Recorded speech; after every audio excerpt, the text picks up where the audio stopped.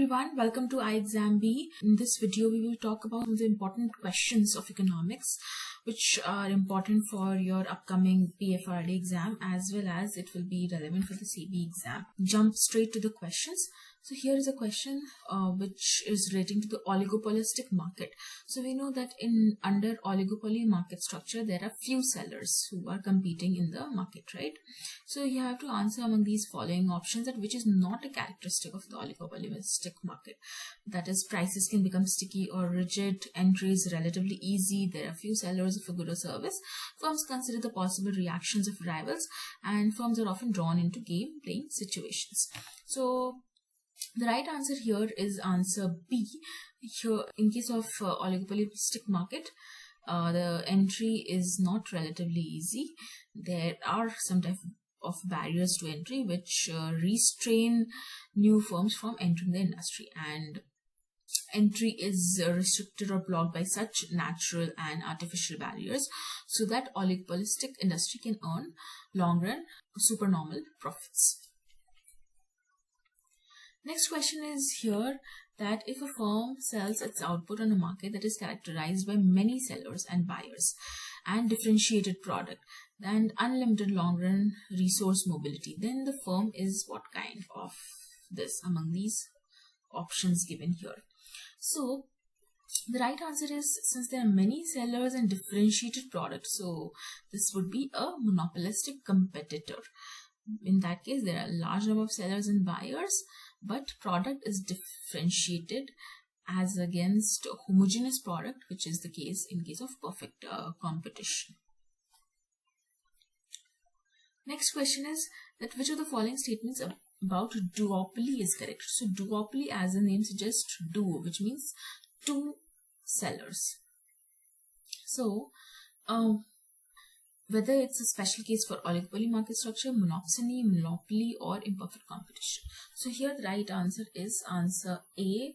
It is a special case of oligopoly market structure. Two or more than two goods are used to satisfy the same want, then what is it called? So in such scenario, whether it is a complementary good, substitute good, given goods, or inferior good, or a Veblen good.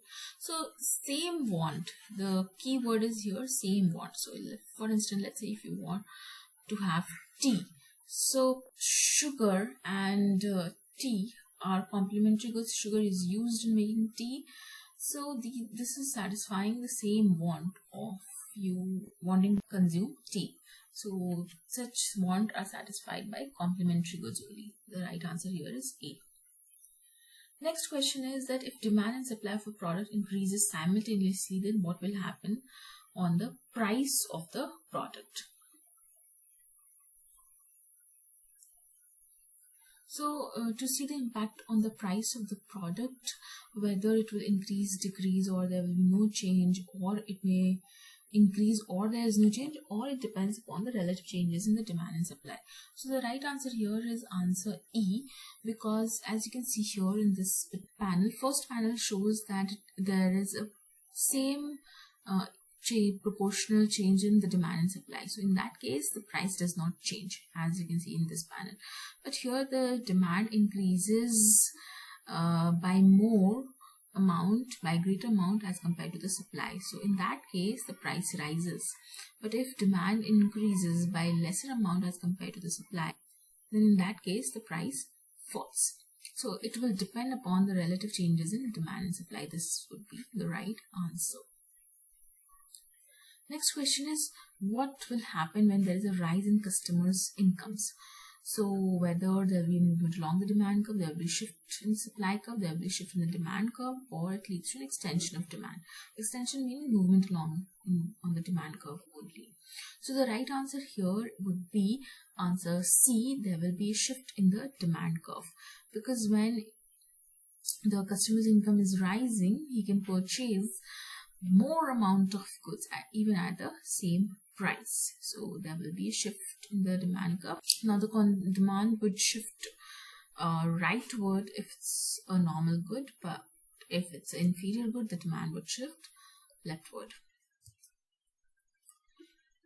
Next question is that you are given that price of oranges is increasing from rupees 50 to rupees 75, and the quantity demanded is reducing from 100 to 50. So what happens to the price elasticity? So price elasticity of demand is given by percentage change in quantity demanded divided by percentage change in price. This is the formula to calculate elasticity of demand. Now here what you have to do is you have to find out the percentage change in quantity and then divide it with the percentage change in price. So percentage change in quantity demanded, how do you find percentage changes? You do final minus initial figure divided by initial figure times 100. This is how you calculate the percentage change. So plugging in the values here and calculating, you get percentage change in quantity demanded to be minus 50%, because the change in quantity, it is reducing, that's why minus 50. And percentage change in price is 50%. So hence the elasticity of demand would be minus 1. Answer E. Now next question is that you are given the demand and supply curve for mobiles here. You are given a demand equation and you are given a supply equation. You have to find out that what is the quantity which is sold in equilibrium. So for equilibrium, you know that demand should be equal to supply. So equating these two equations, you will get the equilibrium price. And when you plug in this value of equilibrium price into either of these two equations, you get the equilibrium quantity. So as you can see here, equating these two equations, you get the price to be equal to 8 and the equilibrium quantity at this value is 52. So the right answer is B. Now, marginal revenue is equal to the price for which one of the following types of market structure? So, marginal revenue is equal to price for perfect competition, because we know that under perfect competition, firms are price takers, right? They cannot influence the price in the market. So, it's a straight line, right? So, and therefore, average revenue is also a constant straight line, because it's the same as the price. And if your average is constant, so which is would be equal to the marginal revenue as well. So all these things are the same, a horizontal straight line in case of perfect competition. So marginal revenue is the additional revenue that will be generated by increasing the product sales by 1 unit. And in a perfectly competitive market, the additional revenue generated by selling an additional unit of good is equal to the price that he is able to charge the buyer. Next question is, which of the following best describes the shape of the slope of market supply curve? So market supply curve is the horizontal summation of individual supply curves. Now individual supply curves, we know from the law of supply that as the quantity supplied increases, the prices also increase, right? There's a positive relationship. So your individual supply curves are upward sloping, and because market supply curve is a horizontal summation of individual supply curves, it is also upward sloping. So the right answer is A here, upward sloping. Next question is that which of the following would be likely to decrease the demand for a product? The demand for a product would decrease when there is an increase in advertising, or when there is an increase in the price of substitute good, or when there is an increase in the price of a complementary good, or if there is an increase in income. So here the right answer is that if there is an increase in the price of a complementary good, then the demand for a product would decrease, because if, let's say, price of sugar increases, so the demand for tea would fall, right? Because sugar is used in making tea, so these are jointly consumed.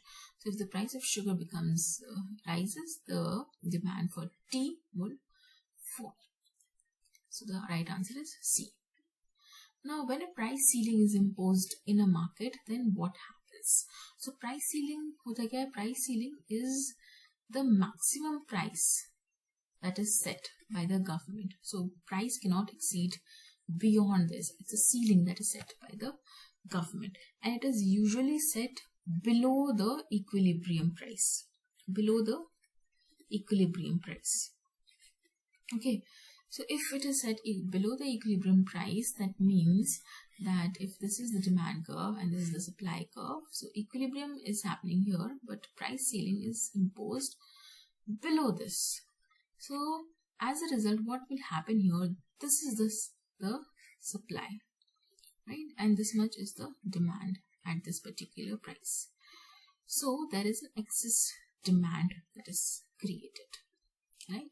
So excess demand means there is a shortage in the economy. So the right answer is a persistent shortage results in.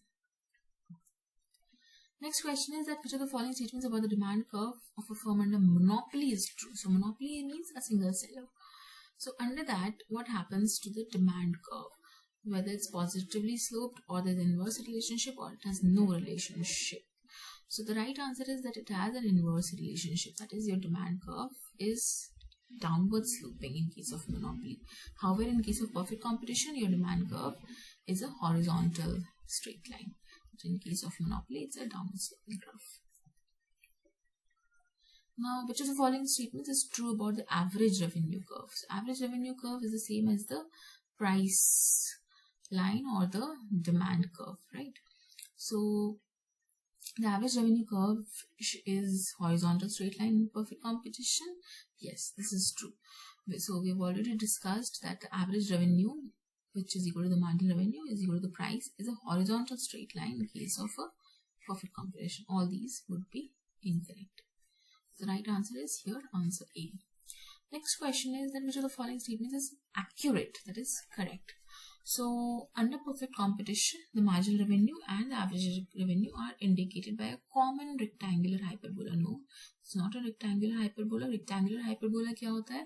When there is some curve and at any point you pick on this curve, the rectangle that is formed below it, the area of this rectangle is always the same. So for instance, this is the rectangle 1, right? So area of this rectangle and this rectangle, these two rectangles, their areas are always equal. That is the property of rectangular hyperbola.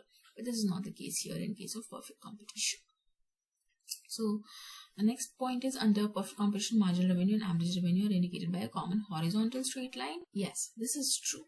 It's a horizontal straight line. It's not a vertical straight line, and it's also not a downward sloping different lines. So the right answer here is answer B. The marginal and average revenue curves are indicated by a horizontal straight line. So these were some of the questions from the microeconomics portion. In the next session, we'll be discussing some more important questions for your upcoming examination related to economics. Right now, also we are running a flat 65% off on this PFRDA online course. If you're interested, you may have a look at the course.